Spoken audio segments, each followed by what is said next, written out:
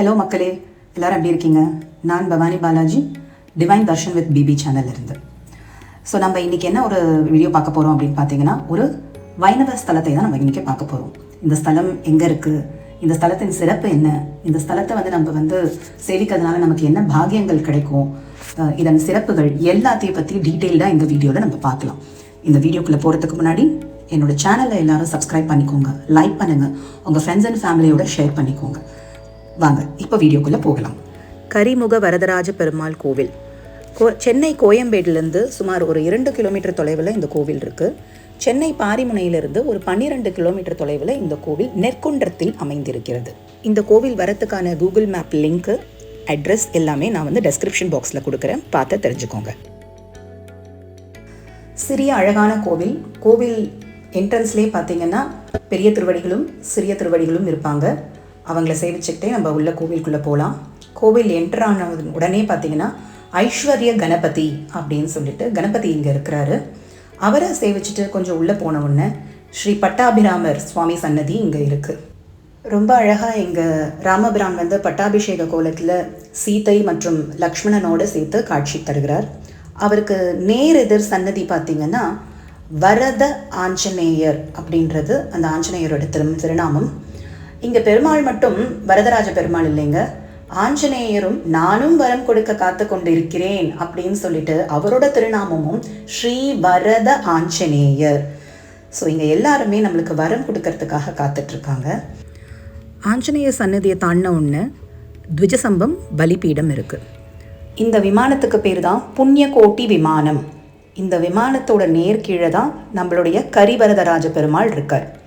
பெரிய திருவடிகளை சேவிச்சுட்டு ஓம் நமோ நாராயணா அப்படின்னு சொல்லிட்டு நம்ம கரிவரதராஜ பெருமாளை போய் சேவிக்க போகலாம்.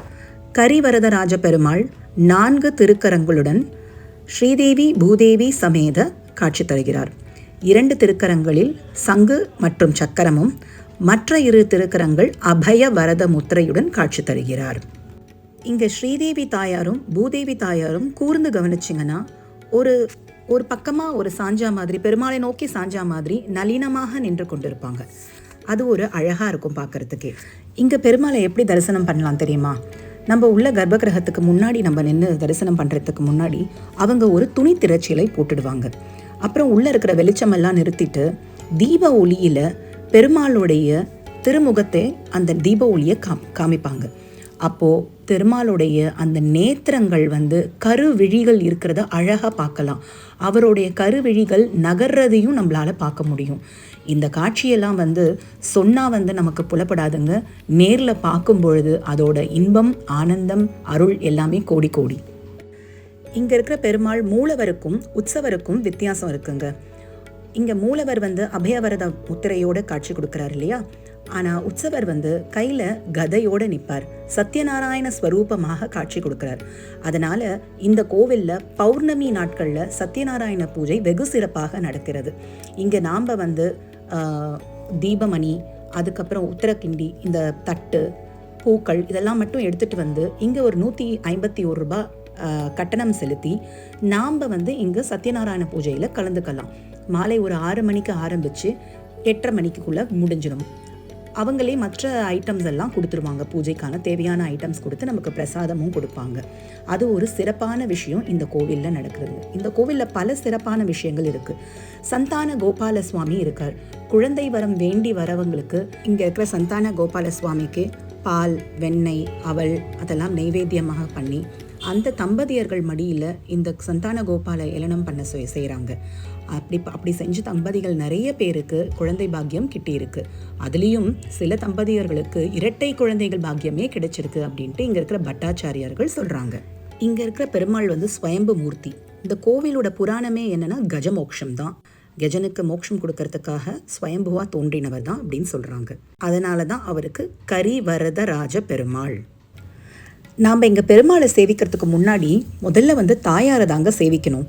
தாயாரை சேவிச்சுட்டு நம்மளுடைய குறைகள், நிறைகள், நம்மளுடைய சந்தோஷங்கள் எல்லாத்தையுமே இங்கே தாயார்கிட்ட பகிர்ந்துக்கிட்டு அதுக்கப்புறமா தான் பெருமாளை தரிசனம் செய்யணும்னு சொல்கிறாங்க. இங்கே தாயார் சன்னதியை தாண்டின உடனே ஒரு அழகிய நந்தவனம் இருக்குது. அங்கே கிருஷ்ணரும் துளசி தேவியும் இருக்காங்க. துளசி மாடம் இருக்குது பாருங்கள், இவ்வளோ அழகாக இருக்குது. சின்ன நந்தவனம் தான், ஆனால் ரொம்ப அழகாக மெயின்டைன் பண்ணுறாங்க, ரொம்ப பியூட்டிஃபுல்லாக இருக்குது பார்க்குறதுக்கு. இது ஆண்டாள் சன்னதியோட விமானம்ங்க. மார்கழி மாதங்களில் ஆண்டாளுக்கு சிறப்பு பூஜைகள்லாம் நடக்கும். பெருமாளுக்கு என்ன சேவைகள்லாம் பண்ணுறாங்களோ அதெல்லாமே ஆண்டாளுக்கு முக்கியமாக பண்ணுவாங்க அப்படின்னு சொல்லிட்டு இங்கே சொல்கிறாங்க. இங்கே ஆண்டாள் சன்னதிக்குள்ளேயே ஆழ்வார் ஆச்சாரியர்களுடைய சன்னதியும் இருக்குது. ராமானுஜர், வேதாந்த தேசிகர், மணவாள மாமுனிகள், நம்மாழ்வார், இப்படி அவங்களோட சன்னதிகள்லாம் உள்ளேயே இருக்குது. அவங்களையும் நம்ம தரிசனம் செய்யலாம். இங்கே கோவிலோட மூல விமானத்தை சுற்றி சுவரில் விநாயகர் இருக்கார், அதுக்கப்புறம் நாராயணன் இருக்கார், விஷ்ணு துர்கை ரொம்ப சௌமிய வதனத்தோடு இங்கே இருக்கிறாங்க. பார்க்குறதுக்கே அழகாக இருக்குது. இந்த படம் என்னை வெகுவாக கவர்ந்ததுங்க. இது என்ன தெரியுமா, பரமபதம், நம்ம எப்படி வைகுண்டத்துக்கு போகிற வழி அப்படின்னு சொல்லிட்டு இதை போட்டிருக்காங்க. கடைசியில் பெருமாள் வைகுண்டத்தில் ஸ்ரீதேவி, பூதேவி, நீலாதேவியோட அழகாக வைகுண்டத்தில் காட்சி கொடுக்குறார். ரொம்ப அழகான ஒரு படமாக இருந்தது இது. இவங்கெல்லாம் இந்த கோவிலில் கைங்கரியம் பண்ணுறவங்க. இவங்கெல்லாம் ரொம்ப அழகாக வழி நடத்தினாங்க எங்களை. முக்கியமாக இங்கே ஒன்று விஷயம் சொல்லணுங்க, இங்கே இருக்கிற பட்டாச்சாரியர்கள் எல்லாமே அவ்வளோ அன்பாக நடந்துக்கிட்டாங்க. இந்த கோவில் புராணம் பற்றி சொல்கிறதா இருந்தாலும் சரி, பெருமாளை பற்றி சொல்கிறதா இருந்தாலும் சரி, கோவிலில் நடக்கிற விஷயங்களை எடுத்துரைக்கிறதா இருந்தாலும் சரி, அவ்வளோ அழகாக அருமையாக சொன்னாங்க. அதுக்கு என்னோட முதல்க நன்றியை தெரிவிச்சுக்கிறேன். இது வரைக்கும் என்னோட வேர்ஷன் கேட்டிங்க இல்லையா இந்த கோவிலோட புராணம் பற்றி, இப்போ இங்கே பட்டாச்சாரியார்களே சொல்ல போகிறாங்க, கேட்டு மகிழுங்கள். ஸ்ரீமதி ராமானுஜாய நமக. அடியன் ஸ்ரீதரன் பட்டர், நெற்குன்றம் கரிவரதராஜ பெருமாள் கோயில். கரிவரதராஜர்னு கரினா யானைக்கு மோட்சம் கொடுத்த கஜேந்திர வரதர். கந்திரக்க பெருமாள் சுவாமிக்கு இன்னொரு தரணாவும் சுவாமி பழமையான பெருமாள். சுவாமி மூலவர் சுயம்பமூர்த்தி. உற்சவர் சத்யநாராயணர் இருக்கார். விசேஷமானது திருக்கோயிலுங்க. பெருமாள் கண்ணை திறந்து கடாட்சிப்பார். பெருமாள் ஆரத்தி பண்ணும்போது பார்த்தீங்கன்னா பெருமாள் கண்ணை திறந்து கடாட்சிப்பார். ஸ்ரீதேவி பூதேவி சமயம் இளையா இருக்கார். தாயார் பெருந்தேவி தாயார், படிதாண்டா பத்தினி. மாத்திரம் எப்படி பெரியவார் போல அந்த மாதிரி பழமையான தாயார் பெருந்தேவி தாயார். ஆண்டாள் சன்னதி இருக்கு. ஆழ்வார் ஆச்சாரியர் இளையா இருக்கார். சுவாமி நம்மாழ்வார், சுவாமி ராமானுஜர், சுவாமி வேதாந்த தேசிகம், சுவாமி மணவாளவாணிகள் இருக்கார். விசேஷமா அப்படி சுத்தி வந்தாலும் பட்டாபிராமன், பட்டாபிஷேக திருக்கோலத்தில் ராமர் இருக்கார். சீதா பட்டாபி திருக்கோலத்தில் ராமர் இருக்கார். விசேஷமான ஆஞ்சநேயர். எங்கேயுமே ஆஞ்சநேயர் சாதவ இருப்பாங்க. நம்ம ஆஞ்சநேயர் பார்த்தீங்கன்னா வரத ஆஞ்சநேயர். பெருமாள் திருநாமத்திலே வரத ஆஞ்சநேயர். புண்ணியக்கோட்டை விமானம் வரதற்கு எப்பவுமே விமானம் புண்ணியக்கோட்டை விமானம். விசேஷமான பெருமாள். கோயம்பேட்டிலேருந்து ஒரு 2 கிலோமீட்டர் வந்தேன்னா அந்த பூந்தமல்லி நெடுஞ்சாலை பக்கத்தில் இருக்கு. பெருமக்கள் எல்லாரும் சேவிங்க. வருஷம் 5ஆம் தேதியில் உற்சவம், 5லேருந்து 13 வரைக்கும் உற்சவம் நடக்குது. பிரம்மோற்சவம் சொல்லுவாங்க. ஏன்னா பிரம்மனே கொடுக்குறதுனா பிரம்மோற்சவம் சொல்லுவாங்க. அதனால பக்த கோடிகளுக்கு இந்த யூடியூப் சேனல் வாழ்வாங்க எல்லாரையும் வாங்க. அருமையாக நாங்கள் எங்கள் நிர்வாக சார்பாக எல்லாரையும் வேண்டி கேட்டோம். எல்லாரும் பெருமாளை சேவிக்க வேண்டாம். ஸ்ரீமதி ராமானுஜாய நமக. பிரார்த்தனை ஸ்தலம் என்னன்னு, குழந்தை இல்லாதவா 16 வருஷமா ஒருத்தர் ஒரு சன்னதி குழந்தை இல்லை. ஆனால் அந்த தம்பதியர் இங்கே சன்னதியில் வேண்டியிருந்தா, அதனால அவளுக்கு 2 குழந்தை கொடுத்தார் பெருமாள். அதனால நிறைய பேர் கொடுத்துருக்கா. அதனால கல்யாண வேண்டுதல் பண்ணிடலாம். கடன் பிரச்சனைகள் நிறைய பேருக்கு எவ்வளோ பார்த்தாலும் அநேக பேர் கடன் பிரச்சனை, வியாதி, உடம்பு, தன்வந்திரி இங்கே இருக்கு. அதனால சத்யநாராயண பூஜை, வியாபாரத்துக்கு தொழிலுக்குலாம் சத்யநாராயண கோயம்பேடில் பார்த்தா எவ்வளவோ மனுஷா வந்தீங்க வியாபாரத்துக்கு வேண்டிட்டு இருக்கா. அதனால விசேஷமான கோவில் எல்லாம் இருக்கு. காலையில் பார்த்தோம்னா 7 மணிக்கு திறந்துருவா, 12 மணிக்கு சாத்திரம் சேவிக்கலாம். சாயரிச்சு பார்த்தோம்னா 5 மணிலேருந்து ராத்திரி 8 மணி வரைக்கும். சனிக்கிழமையில விசேஷமா கொஞ்சம் நேரம் கூட திறந்திருக்கும். 10 நாள்ல இப்போ ஆனி மாதம் பிரம்மோற்சவம், மார்கழியில மாத்த ஆண்டாளுக்கு விசேஷம், தாயாருக்கு தைவள்ளி தாயாருக்கு விசேஷம். அந்த மாதிரி புரட்டாசி மாதம் 5 வாரமும் விசேஷமான அலங்காரம் சேவிக்கும். அதனால பக்த கோடி அனைவரும் பெருமாளை சேவிக்கணும். கரிவராஜர், கரினா யானை, 5 யானைக்கு பகவான் மோட்சம் கொடுத்தார். நெல் வழியும் குன்றம் இது, கிராமம் இது. இந்த நெல் வழி குன்றத்தை நெல் குன்றமாக மாறி இந்த இடத்துல சேவை சாதிக்கிறார் தாயார்கள். அவருக்கு கரிவராஜராமன் கரிடா யாழை திறந்தோறும் பூ பறித்து பாதத்தில் வைத்து புரோஷனம் பண்ணிட்டு குளக்கரையில் உட்காரும்போது ஒரு நாள் திடீரென முதலின் வாயில் கால் அகப்பட்டு விட்டது. ஆதி மூலமே கொல்லு கொடுத்து பகவான் விஷ்ணு நித்திரையில் இருந்தவர் 5 உள்ள யானைக்கு ஏதோ ஆபத்து நினச்சி குளக்கரையில் பார்க்கும்போது முதலை வாயில் கால் அகப்பட்டு விட்டது. ஆதி மூலமே கொல்லு கொடுத்து 5 யானை நாமத்தை சொல்லும்போது நாமெல்லாம் ஏன் சொல்லக்கூடாது, அதான் நாமத்தை சொல்லவே அவருக்கு ரொம்ப சந்தோஷமாக போச்சு. ஆதி மூலமே கொல்லு கொடுத்து சக்கராயத்தை விட்டு முதலிலிருந்து யானையை காப்பாற்றினார். அதனால தான் அவருக்கு கரிவராஜ திருநாமம். வருஷத்தில் 10 நாள் உற்சவம் பிரம்ம உற்சவம் நடக்கும். முதல் நாள் சூரிய பிறவை, சந்திர பிறவை, சேஷவாகனம், அம்சவாகனம், அஷ்டவாகனம், அப்புறம் கஜவாகனம், அதுக்கப்புறம் சிம்ம வாகனம், கருட சேர்வை, அதுக்கப்புறம் திருக்கல்யாணம் போட்டு இனிதே முடித்து மக்கள் எல்லாம் சந்தோஷப்படுற அளவுக்கு காலையில் 4 மாட வீதியில் பெருமாள் புறப்பட்டு செல்வார். அப்புறம் திருமஞ்சனம் பண்ணுவோம், பிரசாதம் கொடுப்போம். மாலையில் ஒயிலாட்டம், மயிலாட்டம், கோலாட்டம், அதுக்கப்புறம் சொற்பொழிவு, உபன்யாசம், இது மாதிரி தினந்தோறும் ஏதாவது ஒரு கலை நிகழ்ச்சி நடந்து 10 நாளும் விசேஷமாக இருக்கும். ஸ்ரீமதி ராமானுஜாய நமக. ஸ்ரீதேவி பூமிதேவி சமேத கரிவரா சுவாமி சன்னதி, தாயார் சன்னதி.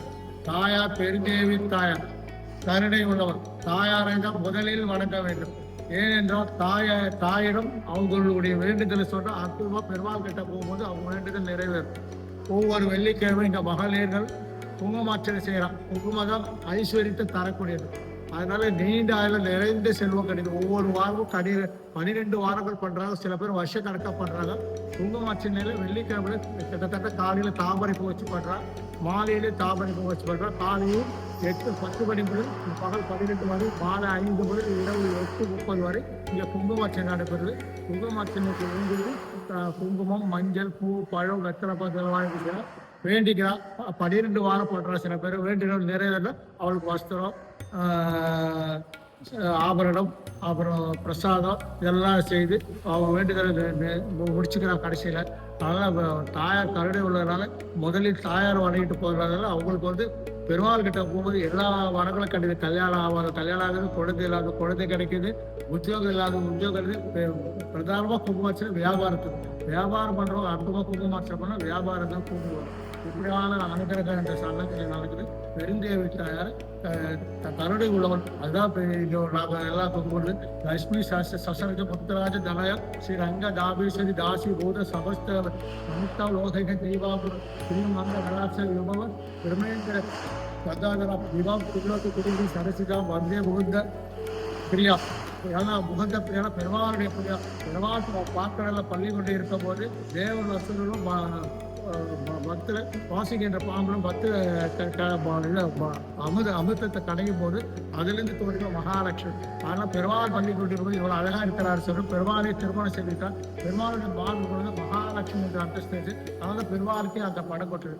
ஒரு தம்பதியர் ஒரு வீட்டில் ஒற்றுமையாக இருந்தால் அவங்க வீட்டில் மகாலட்சுமி குடி இருப்பதாக ஆகிடும். ஒரு நெல்லிக்கண்ணி இந்த வீட்டில் இருந்தால் மகாலட்சுமி இருப்பதாக ஆகிடும். மஞ்சள் போட்டு போட்டால் கல்யாணம் ஆகாததில் 27 மஞ்சள் போடணும். ஏன்னா செவ்வாய்க்குள்ள நம்பர் வந்து 9. அந்த 9 என்ற எண்ணியில் இந்த மாதத்துக்கு செவ்வாய்க்கிழமை மஞ்சள் வாங்கி போடுறாங்க.